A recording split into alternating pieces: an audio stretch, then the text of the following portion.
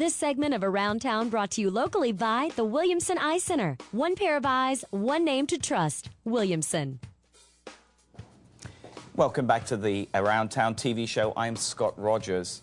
Thieves don't need skeleton keys and crowbars to rob us. Scams come in all shapes, sizes and disguises, from telephone calls to emails to knock on your door. Everybody wants your money. Keeping yourself safe is harder and harder to do without help.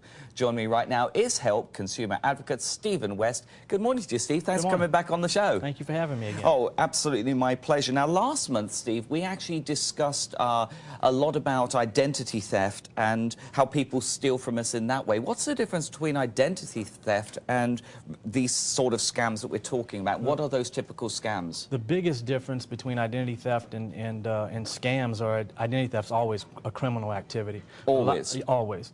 But a lot of things that are scams are not always criminal activities. I believe they're scams when people are taking money from you, but they that necessarily mean they have to go to jail for them. Right, so they're doing it and maybe doing something which isn't worth it, but you're paying for it, and so they're providing a service which might be useless. Go over some typical scams with us. Well, one of the big ones are the ATM scams, where, and this is a criminal activity, where they you use your ATM card to get money from the bank, and they skim your scan your ATM card, and then use the ATM card to clear out your bank account. So that's like a scam.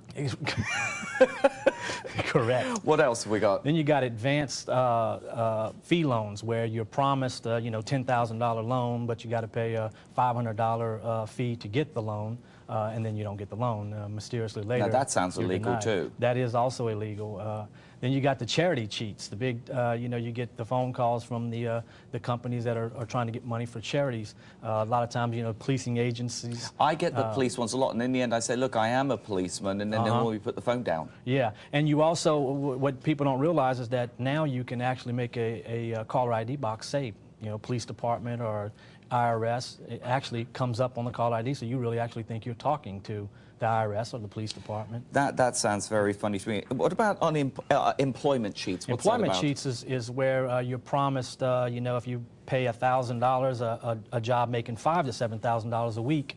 And a lot of times that comes through emails or also phone calls. Now, you've mentioned email scams, financial email scams. That's the one that says, oh, I've got $9 billion to give away. Send me your bank account details. Exactly. You'd think nobody would fall foul and to that. And they still fall for it, and you get it all the time. A good one that you've mentioned is collection agencies paying off will increase your credit score. You say that's a scam? Yeah, well, in 2003, Louisiana repealed the laws for collection agencies, so a ton of these guys moved in, and they actually tell people if you pay off your credit, your bad credit, that your credit score will increase. Well, in fact, it will decrease, sometimes hundreds of points for paying off bad credit. Okay, Steve, you're telling us what some of the scams are, which is great information, thank you.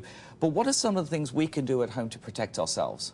Well, of course, always question everything. You can't ever trust anything that's on our caller ID box. You must always call back. There are typically, on the screen should be several websites where you could actually block out your phone number, your email. You can stop all these junk mails as well. Mailers. That was very useful when you gave us that one to stop junk mail coming through. That's absolutely brilliant.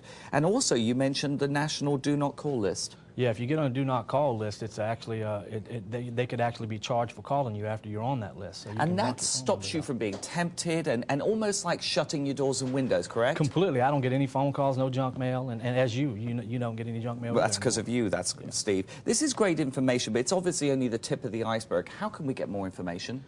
People could call me, email me. That information's on the screen, and I could help them, assist them through those types of things. Now, apparently you do a seminar. I do a seminar on this Tuesday at the Days Inn on Segan and Interstate 10. It's on protecting legal rights.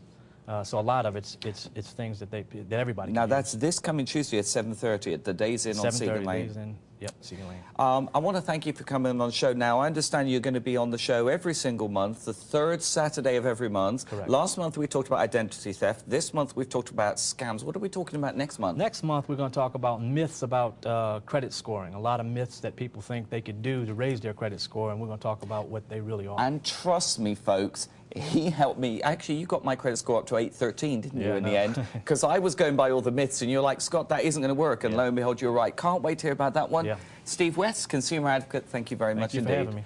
Okay, well, when we come next, the best of your area community events, plus we've got some FYEC.